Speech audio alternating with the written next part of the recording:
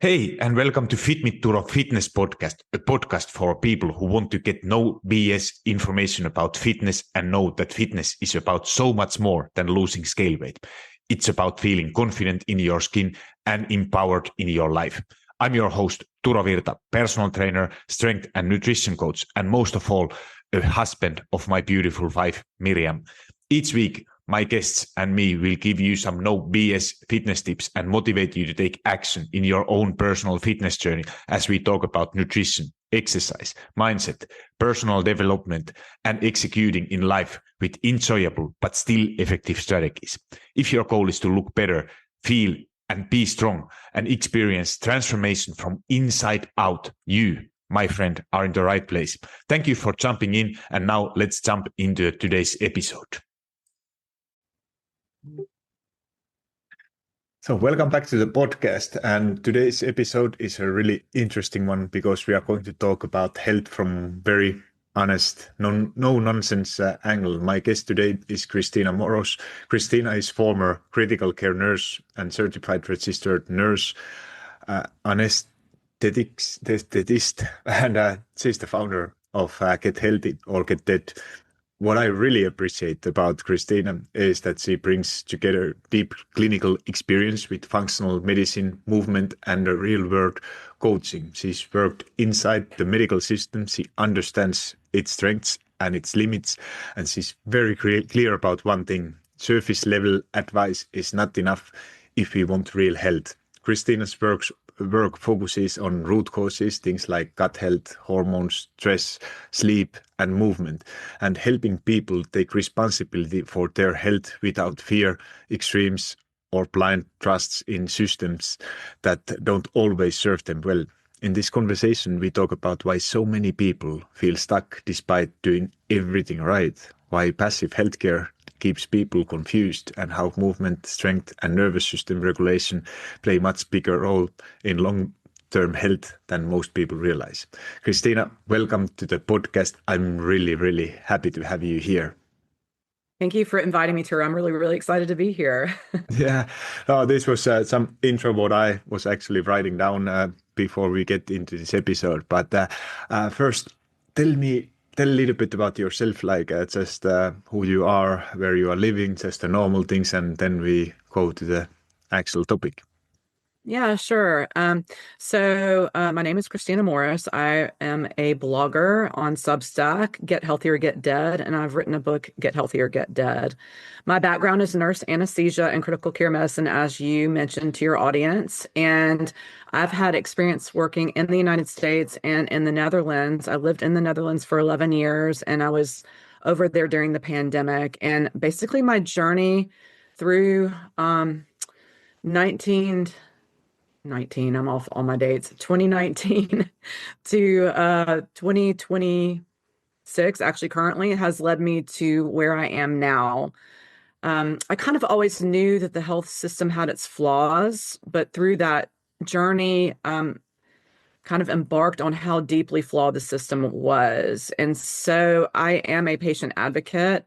My primary concern is people having the best and clearest knowledge on what it means to be and stay healthy, and to kind of unravel all of the mysteries from the healthcare and wellness systems. And my book and my blog are basically blueprints on how to navigate the landmines that are hidden in the common education and that sort of narrative that is blasted out in the world. And it's not only in the United States, it's also worldwide, as I discovered during that time period in the Netherlands. So that's a little bit about an intro of who I am. And I moved back to the United States about 4 years ago. I fled lockdowns and mandates to come back and resettle in my home country in Florida. And the reason why I came to Florida is because it is one of the freest states in the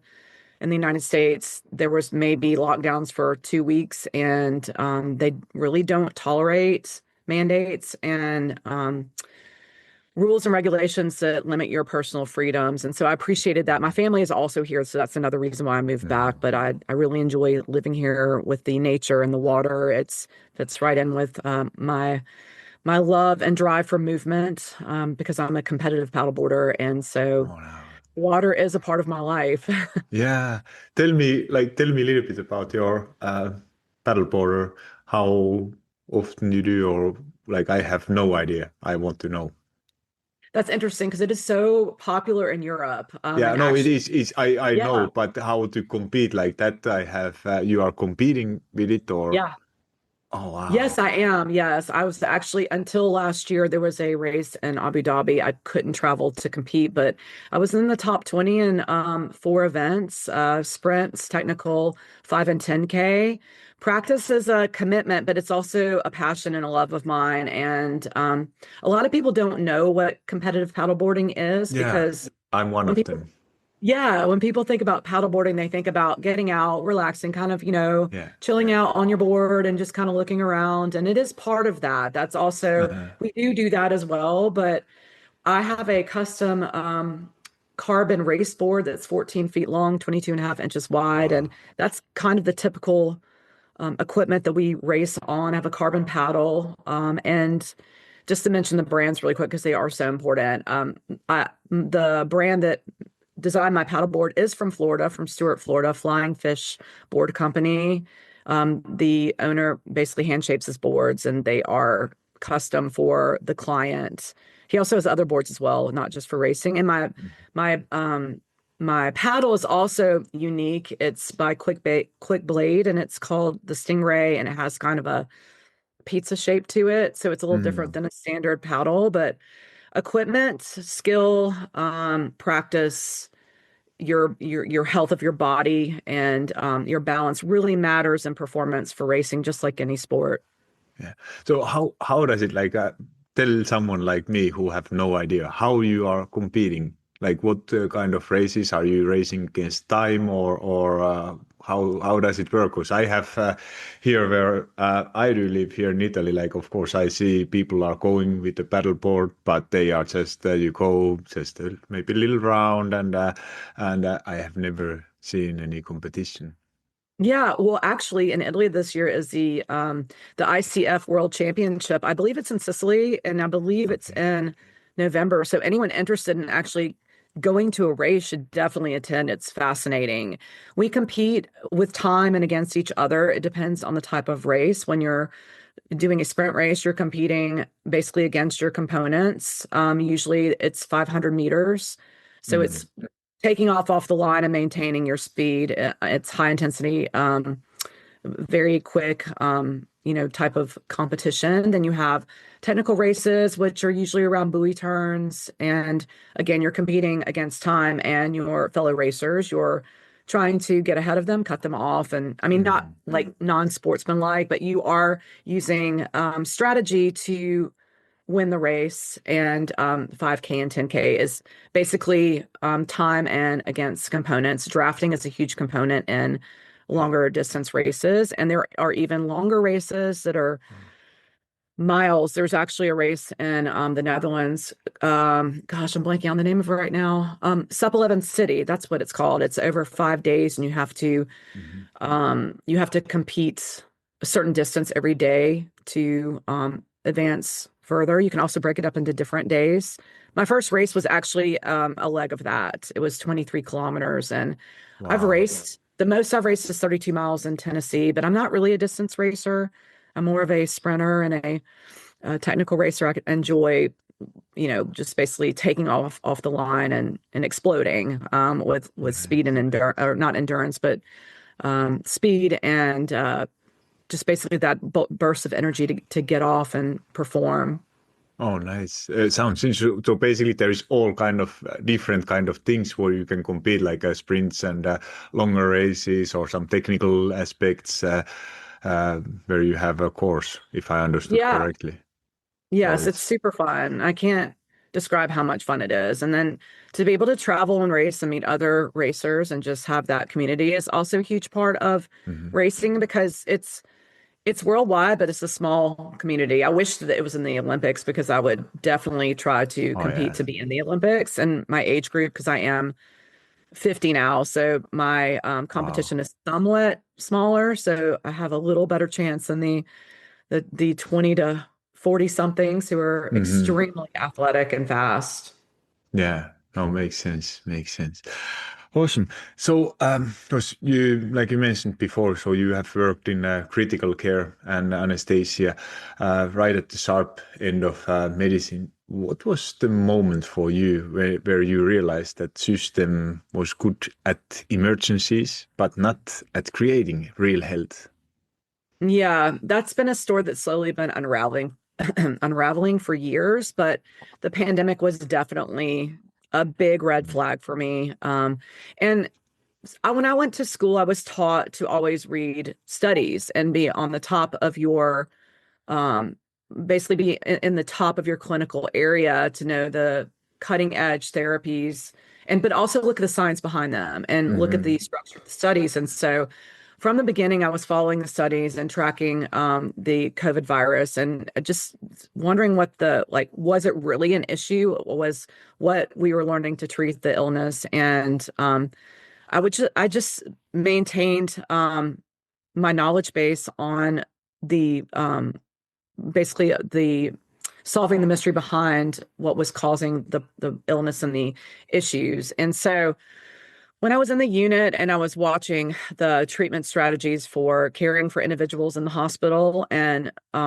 actually also the timing and the therapies chosen, I had a lot of questions because there were things that didn't make sense. The immediate clinical decision to intubate patients and use therapies that didn't really target the underlying issue, which was inflammation.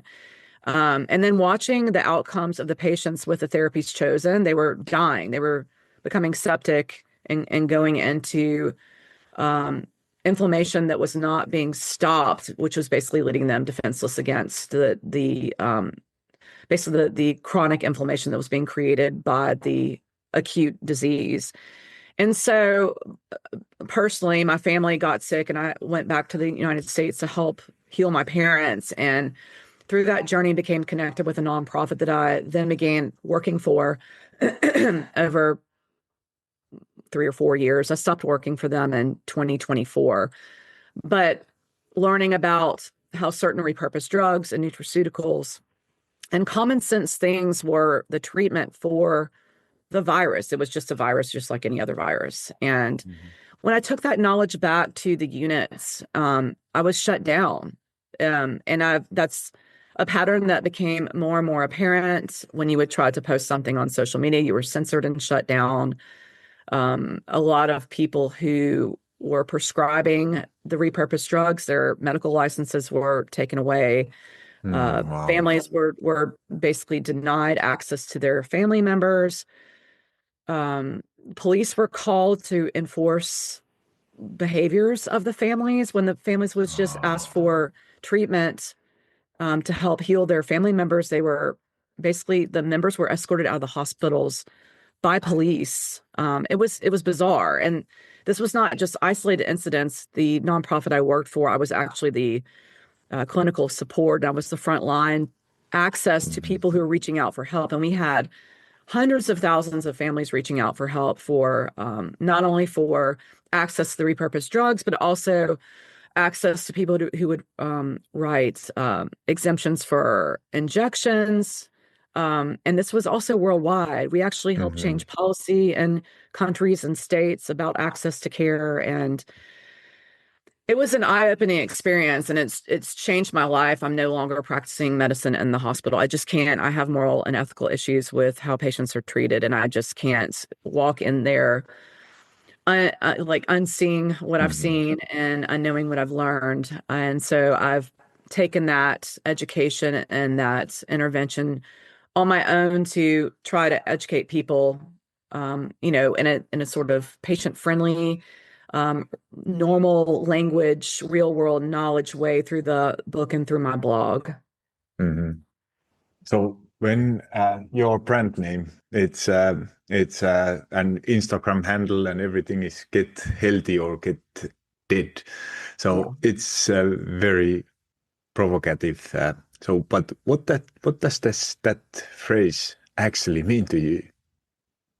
Yeah, I didn't want to be like all the other typical wellness brands. I don't even want to actually call myself a wellness brand because I don't like that terminology because that's also, in my eyes, a lot of wellness thought leaders are also compromised and are kind of also tied into pharma.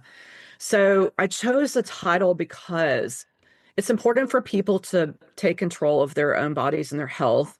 And we have decisions that we make every day. And so if you don't actually educate yourself and become aware of the issues, then you are leading down a path of chronic disease, which Hmm. leads to death and chronic illness. So it's your choice to decide to become healthy and stay healthy, or you'll end up down a maybe long or short winding road where you end up becoming ill and not being able to make the most out of life. And it's such simple things. It doesn't cost a lot of money. It Hmm. doesn't require a lot of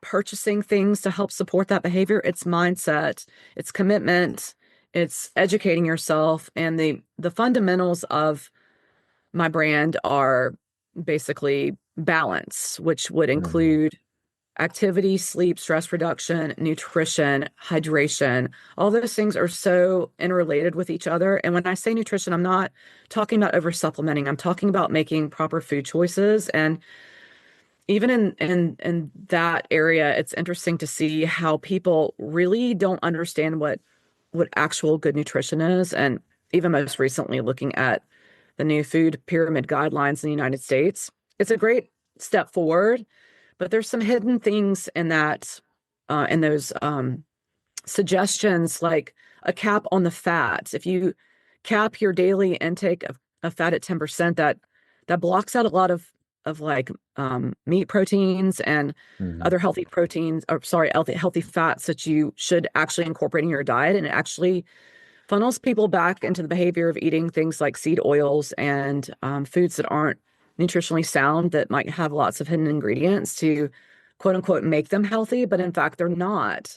And so it requires someone to educate themselves on, again, what is healthy nutrition? What should you be putting in your body for balance? So I'd like to be able to help educate people in a simple way on what they can do. And the book is the beginning, the blog is a start, and I'm here and willing to help coach people, but only the people that are committed to the change and are committed to following my suggestions and not coming to me and then going to someone else and asking and questioning, Hmm. like what is the right way, what is the right pattern, what is the right way of life. I feel like I am my brand. I'm proof that what I'm doing works based on my body composition and my balance, my life. So I invite people to have a discussion with me and learn what I'm teaching. Hmm. So why you think that so many people hand over their responsibility for their health instead of staying actively involved? I think there are lots of things here that I could go down a spiral about this, and it might sound a little conspiracy, um, like conspiracy thinking in my beliefs about this, but the things that I've seen through working in the medical freedom movement have led me to no other reality. And unfortunately, people are indoctrinated into a type of thinking, and our digital age has rendered people their their their desire to learn. It's made people very lazy, for a lack of a better word. And I feel like that the media hypnotizes people to a certain extent. The attention span of people is less than 30 seconds when you do marketing Hmm. research. And you have to get your message out literally in the first 15 seconds of your Hmm. post on social media to reach people. And so it's much easier to take a pill or to take an injection, or to blindly follow advice instead of actually taking the time to do the research yourself. It takes a lot of time and energy to learn. And there's so much for lack of a better word, misinformation out there through research studies and through the information that is blasted out to people. And so I guess it's easy to fall into the trap of following the wrong advice, but we have to be active learners and actually question everything and see if something makes sense. Mhm. So it helps when people can find someone that can help lead them in the right direction. And I think it's important that people not follow someone, but actually take the tools that are presented to them and actually diving in and reading or watching the information themselves. Mhm. Do you have some examples for those what you mentioned, like misleading tools or something? What do you see? What is like? Just give maybe one or two examples. I think my latest example would be Ozempic and the GLP-1 and 2 inhibitors. They're kind of a hype right now, and they've been approved Hmm. for reimbursement by our government here in the United States. Now, it's very easy to inject and lose weight, and you do actually physically lose weight. But in the process of that, you're also putting your body at risk for chronic diseases. Hmm. And it's an interesting discussion, actually, because I follow the work of Thomas Levy, MD, JD. He actually is the world's leading expert on vitamin C. And I was looking through his blog posts lately, and actually, it was interesting because he presented something that I was not aware of. And I'm not supportive of doing the injections. My thought behind that is actually doing the work, changing your diet, getting out and moving, Hmm. hydrating, stress reduction, all the things I named earlier in our discussion. But and I totally can see his point, and there is a study or two backing it up, and it seemed like a good study that if you have adequate levels of vitamin C and you stop your oxidation processes in your body that causes acute and chronic diseases, then the side effects of these injected drugs, for lack of a better word, actually don't have as many side effects as they would if you didn't have adequate levels of vitamin C. So I found that interesting. So it's a learning process and Hmm. learning about different things. And I learned from that blog post. It doesn't change how my viewpoints on whether I would recommend that or not to people. And of course, it's someone's own decision whether they choose those therapies or not.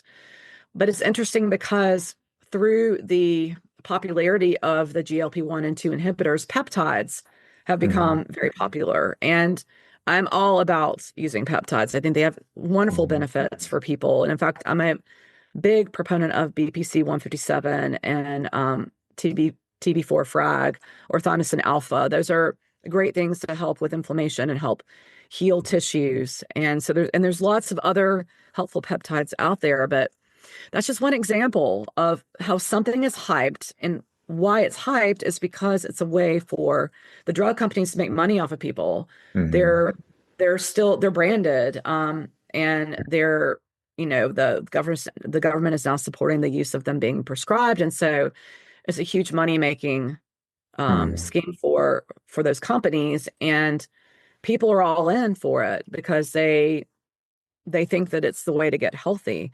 Hmm. And the for allopathic medicine is also promoting them without actually addressing the underlying issues of Hmm. imbalances in the body. And I could go on and on about that one example, but Hmm. I think that kind of illustrates my point more or Yeah. less. Yeah. No, no, absolutely. And it's I think in all these like GLP-1s and everything what is now like you said it's a big trend. I think it's what is in my point of view what is missing is that of course people if you what's only marketing you see end results that you will lose weight, you are having less cravings, which all are true. There is no doubt, and as a result, you will have that result. But then there is also those possible side effects. I think at this point, maybe you know more than me, but there is not like really long-term studies, like because it's relatively new, so we don't know.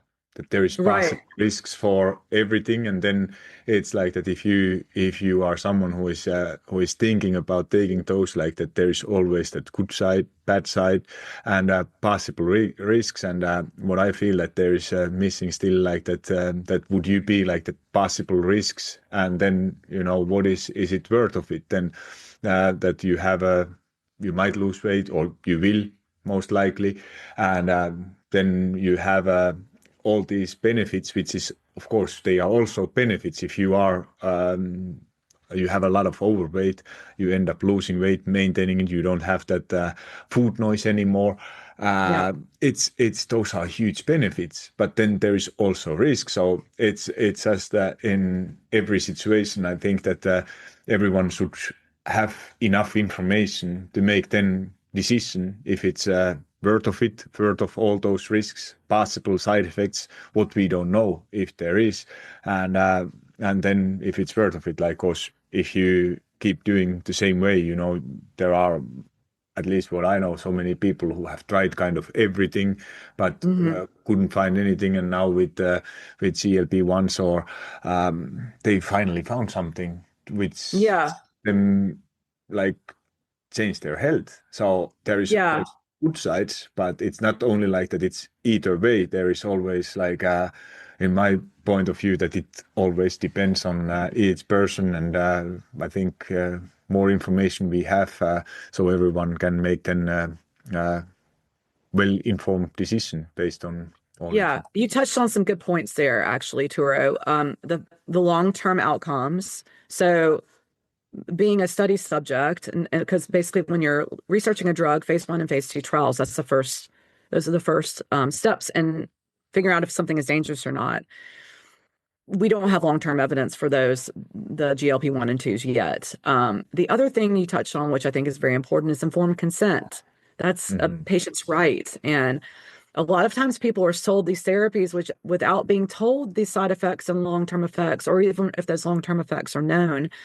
And that has become an interesting topic since 2020. I don't really want to go into that too much, but being presented a therapy that is experimental and being forced or mandated or suggested that you do it should not be presented to a patient as information when they're being put into the situation to make a choice. They should know both risk and benefits and outweigh those risks and benefits Hmm.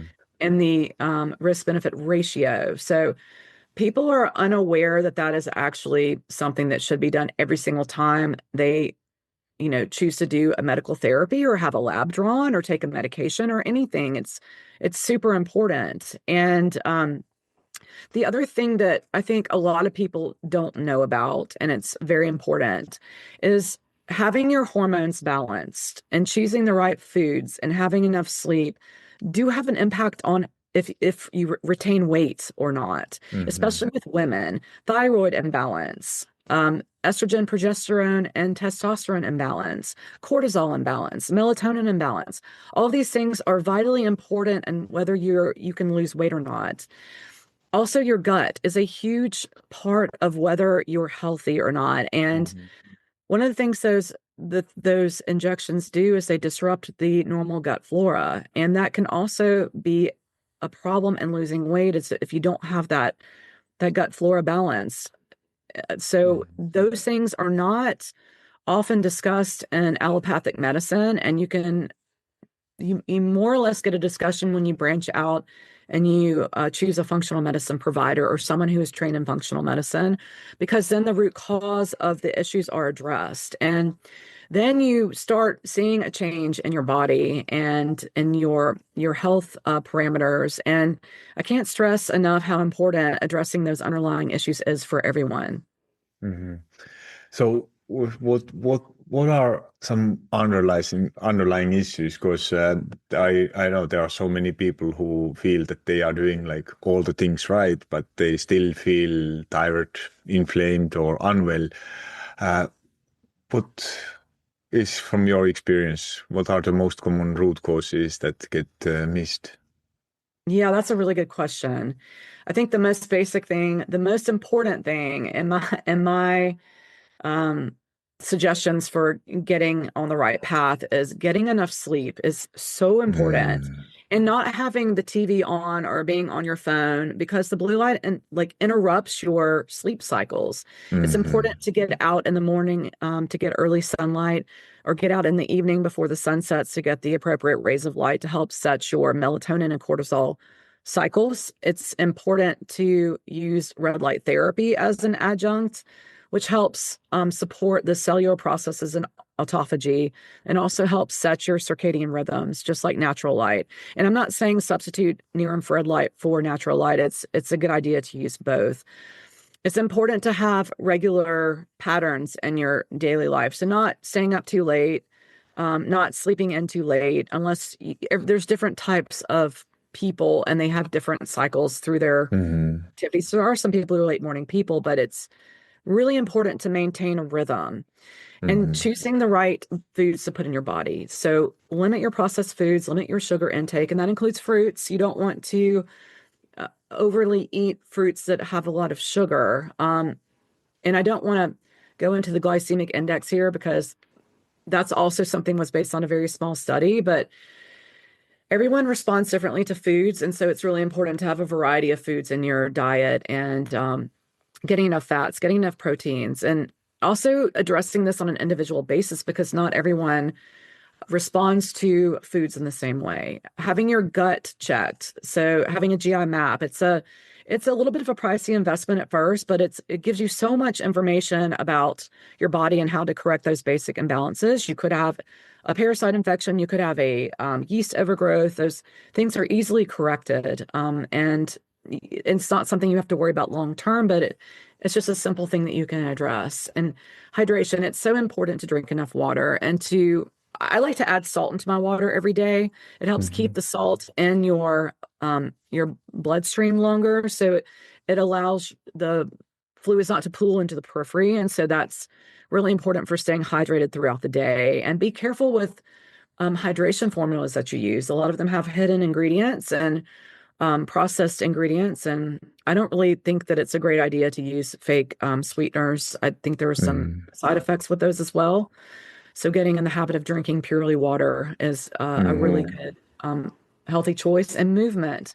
Find something that you love to do, whatever it is. It doesn't matter. And just starting mhm, small and taking baby steps. I was listening actually to a couple of your podcasts yesterday, and you had mentioned something about having goals in January and how even a small setback is not a fail. It's just, it's kind of like a small step in the right direction. I mhm, also feel like it's important not to work with goals, but to set intentions so that you can manifest what you want. So goals are mhm, part of setting the intention, but the end outcome is the mindset and programming yourself to reach the outcome that you want with having intention phrases that you practice every day, maybe before you go to bed at mhm, night and when you get up in the morning, and practicing gratitude and putting some priority into mindfulness and breath work would also be mhm. something that I would recommend for people, but it takes Yeah. discipline. So, Yeah, yeah, yeah. It's I totally agree, and this is it's a funny thing. Like those, there is like all those things you mentioned. They are nothing new. Like that, there is like this one uh, hidden task, but nobody tells. It's a basic things. It's movement, sleep, nutrition, and getting those things right. And it's often like we all know those things, and it's we probably have even intention to do those things, but then something happens, and we often, at least I find always, we are very good at finding excuses why not today. And mm, like you said, it takes some discipline, and it's a way of practicing, like how to actually get that consistency of doing those things and discipline a little bit higher. And it's there are so many I episodes what I have talked about it. I talk with my clients every single day, like that. Just it all starts keeping your promises, what you make to yourself. yeah. It doesn't matter how big or small, but you have to learn to keep promises you make to yourself. If it's a workout, it's just getting started. It's not Yeah. that we are very good. Like at least I'm trying to talk myself out of doing my strength training, what I naturally don't enjoy that much, but I know that I need to be doing it, because Yeah. otherwise, if I start to skip it, it's I skip it for 1 week. Then next week it's missed already last week. So what is the point? I take it another week off, and then starting over, as we know, it's so hard. So Yeah. a lot better, in my opinion, to keep that routine, keep that habit up, and keep promises. If you can't, if you are like, I'm also like kind of all or nothing uh, mindset be person a little bit, and but I'm from my athletic background. I learned what is still the one of the best, that I have to keep promises what I make to myself.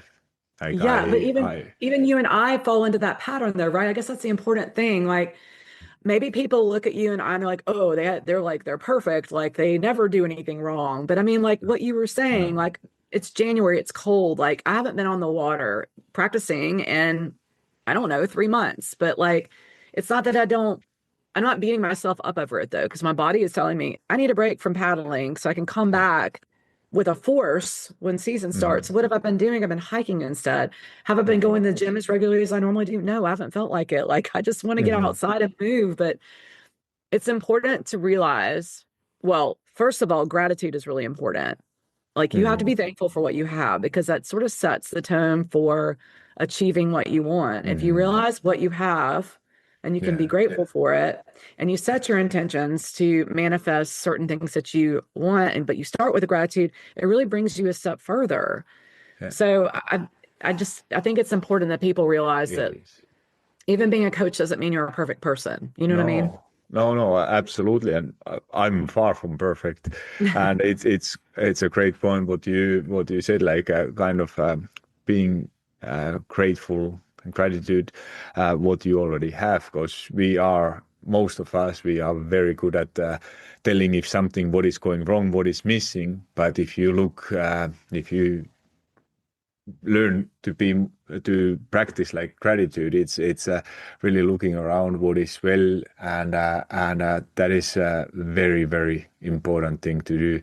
And it's the same thing with workouts or even nutrition habits, because we think that there is those 8 things what you should be doing. You are doing, let's say that you have 8 things you what you should be doing. You are doing 7, but missing one. You are not happy Yeah. about those 7 good things, but you are not happy with yourself because you missed that one thing what you should be Yeah. doing, instead of being actually happy doing those 7 things. And it's just a good example, like with the workouts, for example, like if you can't keep promises what you make to yourself, I think then it's time to lower your own expectations and practice that you first to keep your promises, and then if it starts to feel easy, then it's time to add things that what you could be doing. But as a fitness coach, I it's when I started 10 years ago coaching people, and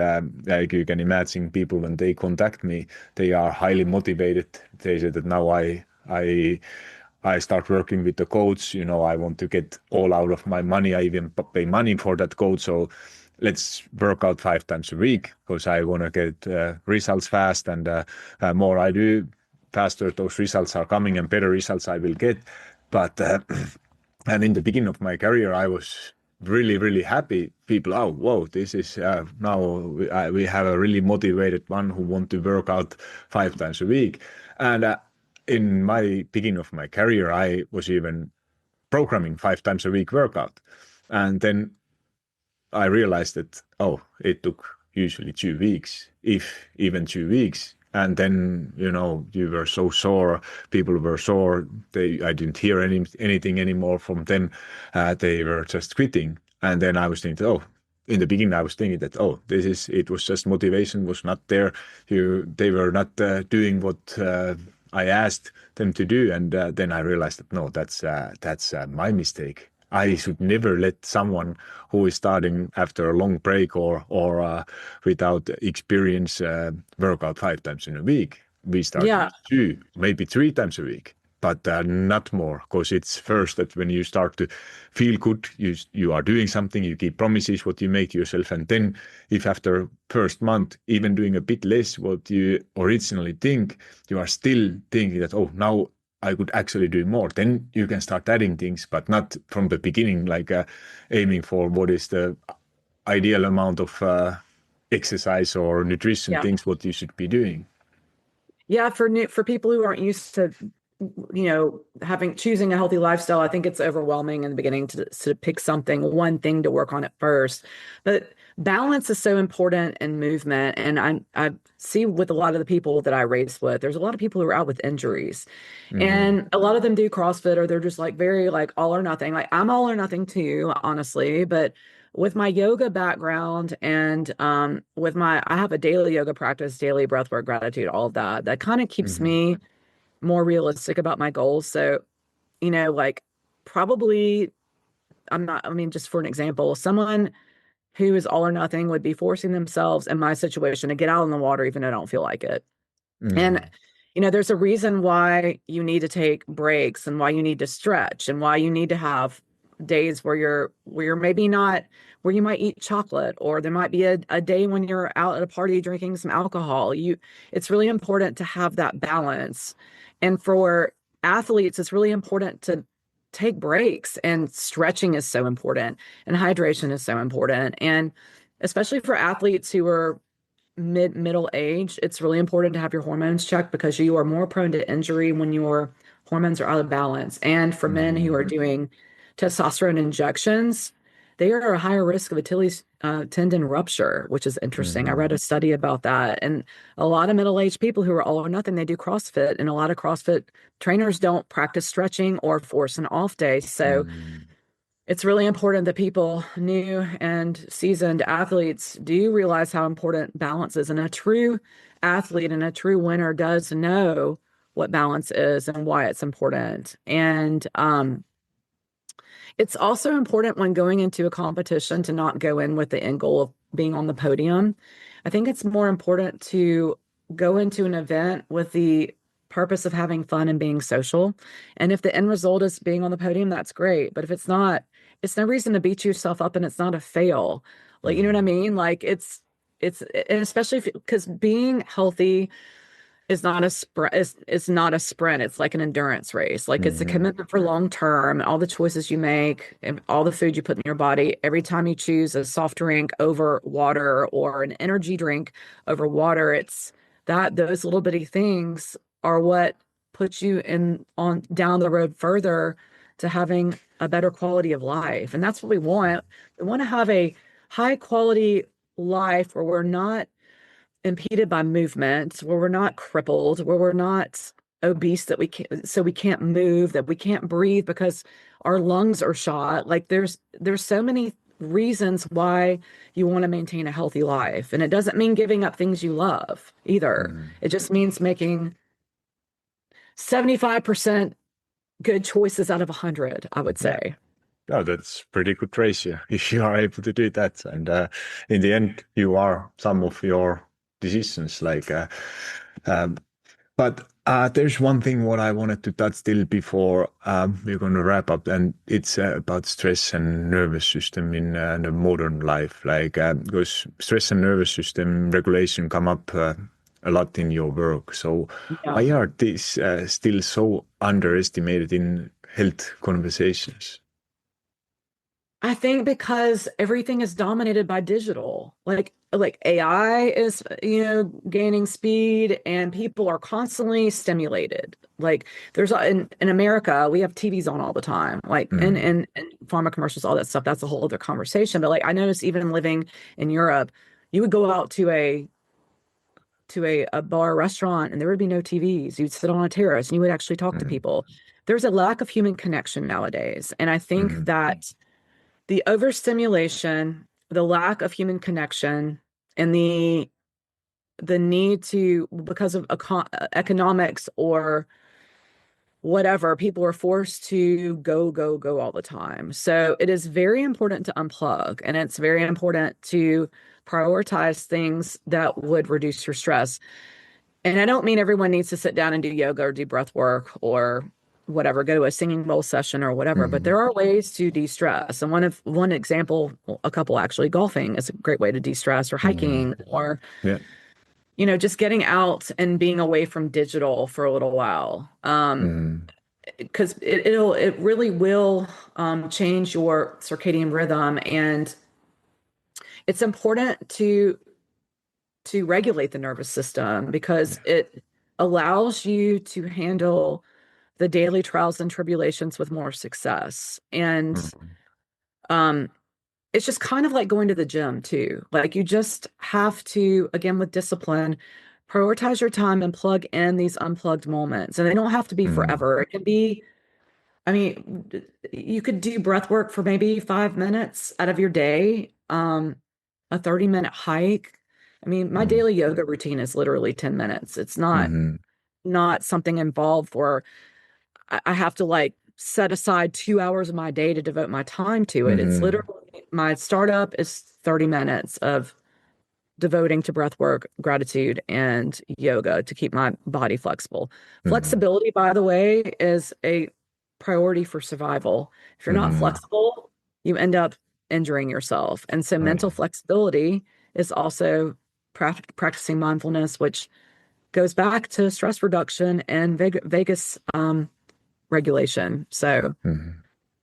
Mhm. that would be what I have to say on that topic. Yeah, no, it's interesting what you say. Like for me, like I'm not a yoga person, but Yeah. I go for walks. I try to, or I'm going without my phone with my wife, actually walking, talking, or maybe weekend a little bit longer hike, but always outside. And those are like, if I skip those things, I start to feel like right away that okay, my sleep suffers, my mental health suffers. So it's that whole cycle starting over, and it sounds always that, but I don't have time. But I know that if I don't take time to take care of my physical and mental health, then I won't be here with the for the others. I won't be able Yeah. to uh, work with the same quality than I would be Yeah. if I so I might be instead of working 12 hours, I might work 7, but I take care of my body, and then I'm getting done within those 7 hours, probably same than somebody else in 12 hours.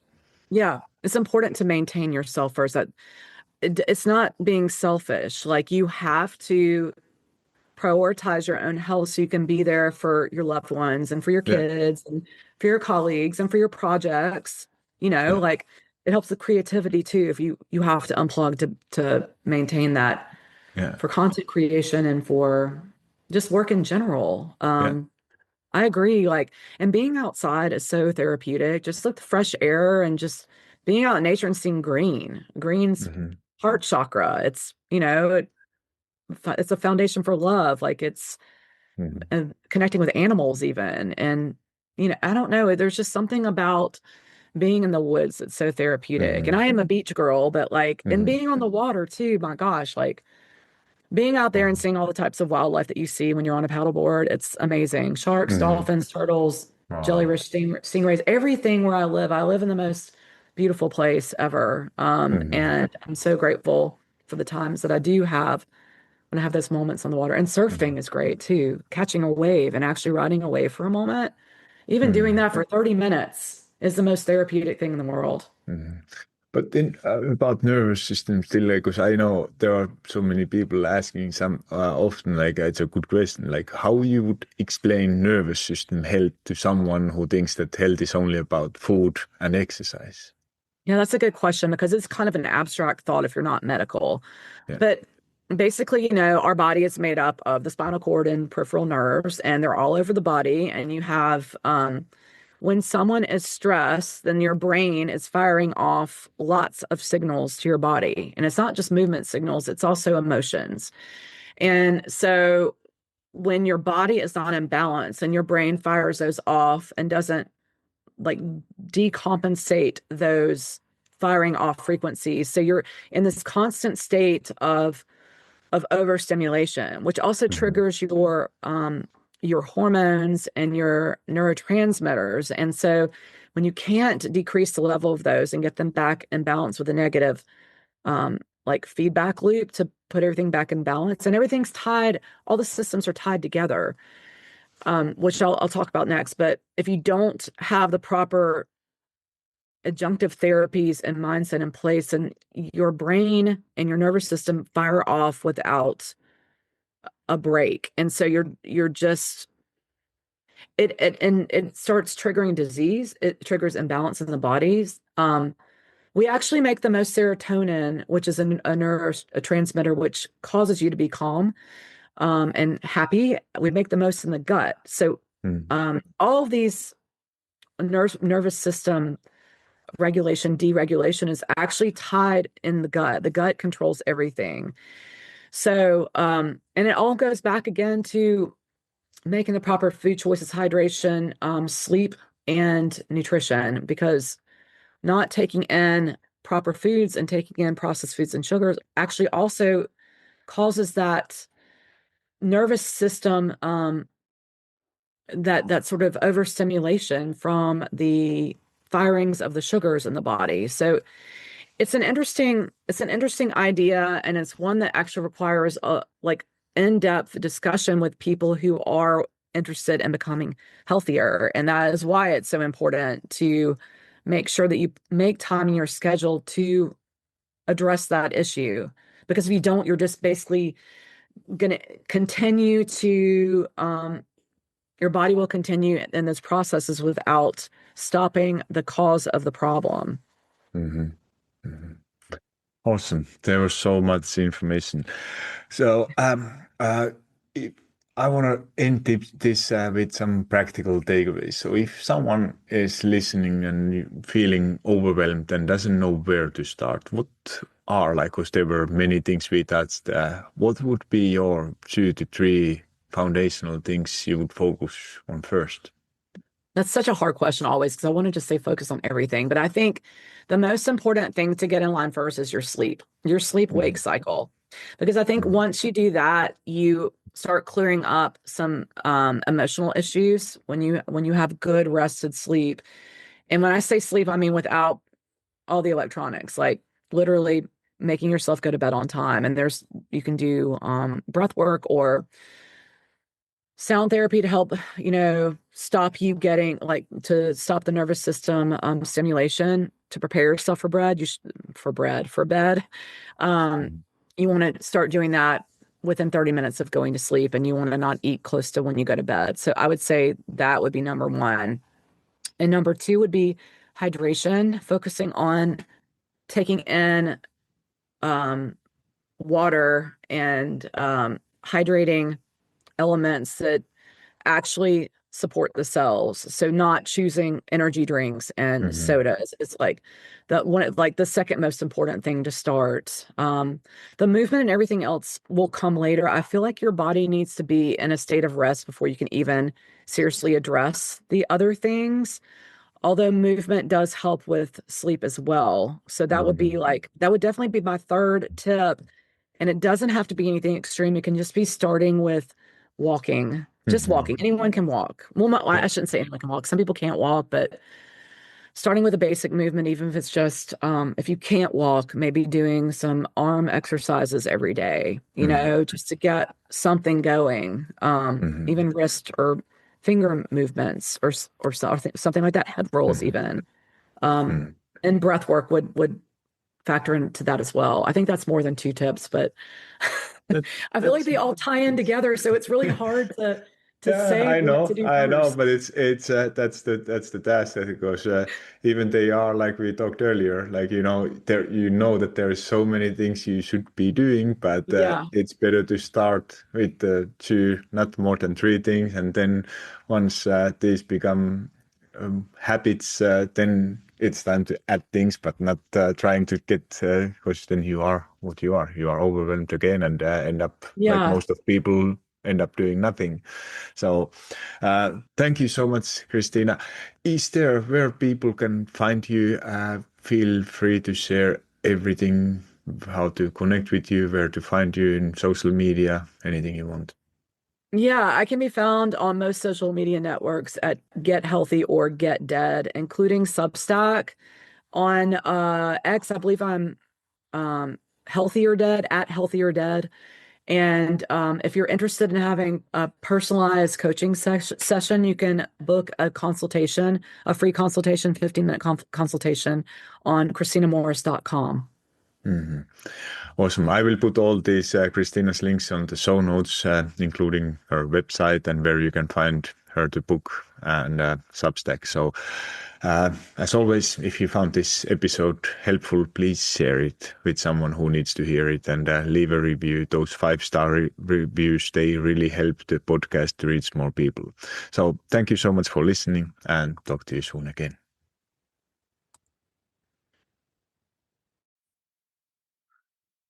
Hold up, friend. Do you love Fit Me to a Fitness podcast? If so, the best way to say thank you is to subscribe to the podcast and leave a review on iTunes. I know every podcaster wants you to leave a review, but it's because those reviews help the podcast to reach more people. I truly want to know what you think and if this particular episode resonated with you. Would you also please share it? Either send a link to someone who you think will find it valuable or take a screenshot and post it into your social media and tell your friends and family why they should listen it.